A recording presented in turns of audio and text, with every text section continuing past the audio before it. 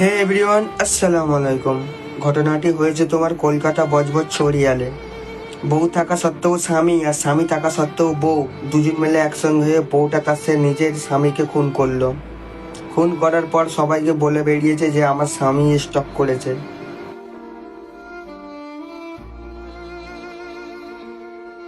হঠাৎ দু একদিন পর মনে একটা কিরকম মনে হলো, ওই জন্য সিসিটিভি ক্যামেরা চেক করলো। চেক করার পরেই বাস ধরা খেয়ে গেল। মেয়েটা নিজের মুখ থেকে কি বলছে শুনুন তাহলে। কেন তোমাকে দেখাবো? ও করেছে তোমাকে ও করে তারপরে ফোনটা তোমাকে করে রেখেছে। তোমাকে ও করেছে, হ্যাঁ, কিন্তু কথা বলেছি তো। মেয়েটা নিজের মুখ থেকেই বললো যে আমি খুন করিনি, ও খুন করেছে। মানে ওর প্রেমিকটা সিসিটিভি ক্যামেরায় কেমন করে ধরা পড়েছে দেখো।